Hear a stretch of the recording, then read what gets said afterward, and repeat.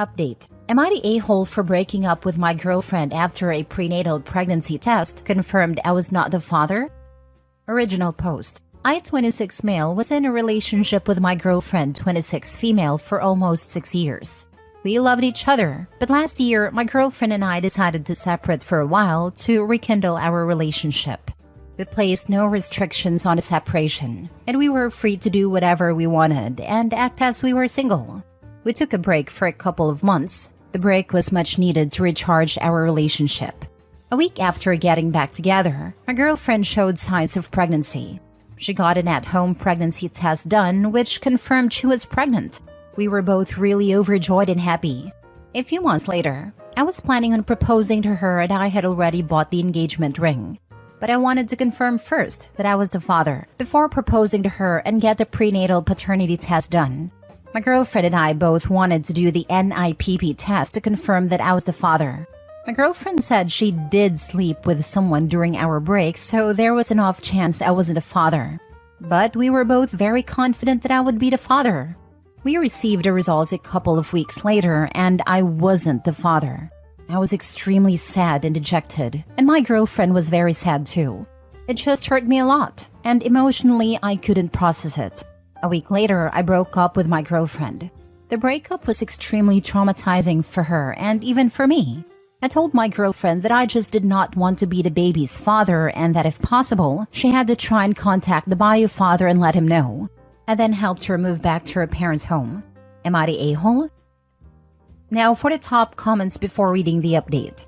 Separate to recharge the relationship is maybe the dumbest idea I've heard. Well, how'd that recharge go? She recharged from a different dongle. It appears she got a data transfer of 23 chromosomes too. To rekindle our relationship, we decided to break up. Where do all these freaking morons come from? Dumbest BS I've ever read. It ranks up there with, my partner wants to sleep with other people so it will spice up our sex life. I've seen people do this in my own life. It almost always ends up one of the parties sleeping with a bunch of people during the break and the other person wasn't realizing that the reason for the break was so it wasn't technically cheating. Exactly. I have an exact same scenario where my buddy's girlfriend wanted to take a break. So they did, and it turns out she wanted guilt-free sex from another dude. He broke up with her shortly after that, LMAO. Now for the update. So just a quick update as a few people in the comments were wondering as to whether my ex knew who the bio dad was. I called my ex last night and asked her if she had found a bio dad. She said no, that she just knew his first name but didn't have his number or any social media. She had met him at the bar. It was pretty much a one-night stand. I asked her how her parents are taking it, and unfortunately they aren't taking it too great, and they are being really critical of her. Her parents liked me, and they had no idea we even took a break. My ex was a bit of an emotional mess when I called her last night, and I really felt bad. I really wish that baby was mine. My ex and I really envisioned spending the rest of our life with each other, but it sadly isn't. I told my ex last night that was the last time I was going to call her and wished her well on our future. She was crying really badly at the end, and it pretty much broke my heart when I hung up. I too remember when I wanted to spend my life with someone. Oddly enough, taking a random no-rules break so I could get raw-dogged on one-night stand didn't quite seem to align with those life goals. Yeah, I really don't understand these stupid breaks. It's literally just a pass to bang other people. Just break up. It's for people in denial that the relationship's over. OP said in his original post he was about to propose. If you had to take a break to rekindle the relationship, then marriage is a stupid idea. Worst idea is to try to save a relationship. Take a break, propose, have a baby. Dude, you gotta stop answering for anyone else's feelings besides your own. Because if your ex wanted to spend the rest of her life with you, guess what? She wouldn't have wanted a break in the first place. Don't project her feeling onto your partners, because it's obvious her feelings about you were completely different. Yeah, everyone gets one chance. There are no breaks, and everyone is at first responsible for themselves. You can't burn yourself to keep others warm. Next story. Am I the a-hole for refusing to consider stopping our divorce after my ex admitted her psychic friend lied about me having an affair? I met my wife Rona when we were in college together. I made the obviously terrible assumption that the fact she was in post-secondary education meant she had a modicum of common sense. We started dating our senior year and after job hunting, settled on moving back to her hometown after graduating. We found an apartment and lived together for 2 years before getting married. All good so far. At our wedding, I met an old friend of hers, Anna. She offered to read my palm since she was part gypsy. Weird. I am in construction and I know a few people from that group and they call themselves Roma. Whatever. Anna only comes to town every once in a while. She lives in New York City, so she doesn't have time to visit since she has an exciting life there. She makes costumes for plays and cosplayers, so we see her maybe 4 times over the next 2 years. Last time she came was Labor Day last year, and that's when it got weird. All of a sudden, Rona starts acting oddly. She starts checking in on me at work, coming by when I'm working late, asking to use my phone because hers is almost out of power, that sort of thing. She finally comes out and accuses me of having an affair. I thought she was joking, so I laugh and say that I'm not. This sets her off like a Roman candle because Anna told her I would laugh it off when Rona came for the truth. I laughed because it was ridiculous. I barely had time for a relationship with my wife at my job. I am home all weekend long. When I go golfing, her brother is almost always either in my group or at the club. And most important of all, I love my wife. I wouldn't do anything to harm her. And yet she takes the word of Anna, the psychic seamstress, over mine. She asks me to leave our apartment. I say no, because I have nowhere else to go. So she leaves and moves back with her parents. They think she's nuts too. I spent the next few months working and trying to convince her that I'm not cheating and that I want her to come home. I don't get invited to Thanksgiving because it would be awkward. I didn't even stick around for Christmas. I went home to see my family. They have been following this stupidity without commenting until then. At Christmas, they had an intervention. They said my wife was having a break from reality and that she wasn't coming out of it. My dad told me to give my head a shake, which he only does when I'm being monumentally stupid. When I got back, I went to a lawyer and started my divorce. That was in January. Finally, at the beginning of April, Rona calls me to talk. I say that we should talk through lawyers. She starts to cry and I agreed to meet her in public if she will allow me to record our conversation so I can give a copy to my lawyer. She eventually agreed. Turns out, her and her parents hired a private detective to find my affair. 6 months and a huge bill later, 0 evidence of an affair. She finally believes me and wants to come home. I tell her that our lease is up in July and I already found a job in Denver near my family. She says she would come with me, but I respectfully declined. I told her we just weren't right for each other. The truth is, I do not want to have my offspring share DNA with this dingbat. Anyway, I am moving ahead with my divorce. I am gutted that she took her friend's psychic vibration over mine. Her family has approached me several times. The last time, her dad offered to front us a 25% down payment on a house if I agreed to go to marriage counseling instead of just leaving. I politely declined. I cannot be bought. Rona is now depressed, but I see no way of ever trusting her again. She is young enough. She can marry again and wreck some other guy's life. Am I the a-hole? Now for the comments. This dingbat. I could not have described her better. Not the a-hole, of course. Reproducing with idiots needs to be an actual deal breaker for more people. It doesn't matter how hot they are, how good sex is, how perfect they would be if not for just this one thing, how lonely you are, etc. If you are going to have children, you don't get to pick a moron for a breeding partner. Child-free? Please take all the idiots you want. Enjoy your lives. Be awesome. Keep them from waving their hands in the air when getting on a helicopter. Pull the door they are pushing on in vain to open. Live your best lives. But if you are going to have kids, idiot needs to be on the list of deal breakers. Not a-hole for sure. Your comment reminds me of a story I was told in a college class. A very beautiful but dumb woman wanted to marry a very smart but ugly man in order to have very beautiful and smart children. The man just responded that they could end up with very ugly and dumb children. Not a-hole. Once she took the word of a psychic over you, it was over. And the fact that she then convinced her parents to hire a PI to get info on your infidelities is just the icing on the top.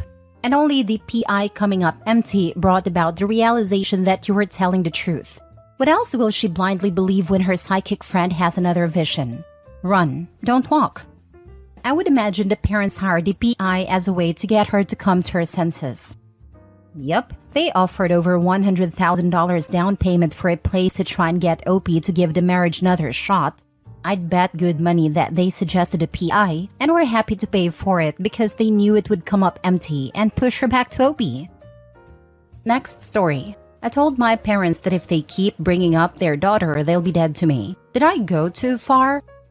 My best friend was engaged to my parents' daughter, a girl who I once considered my sister. He loved her dearly. She was his first girlfriend and his first love. He was like a brother to me and a second son to my parents. They were happy when they started dating and even happier when they got engaged. The happiness only lasted a few months though, because his fiancée was having an affair with his brother. When she broke it off, his brother told him about everything. They were having an affair way before he even got engaged. My friend didn't take the news well. He was more hurt that his fiancée had an affair with his brother instead of a random stranger. He didn't have the best relationship with his brother anyway, and that was another betrayal. He couldn't cope well, and I guess this pushed him over the edge. I blame my sister and I blame his brother. His brother was rightfully disowned by his family, but my parents kept in contact with their daughter. I already hated my parents' daughter when I found out she cheated on my friend, but I absolutely hated her when he killed himself because of it. It has almost been a year since he died, and my parents keep trying to get me to talk to their daughter because she's not coping well and needs all of the love and support she can get. I told them that I don't care what she's going through and they could leave me out of it. They didn't take this well and started arguing with me.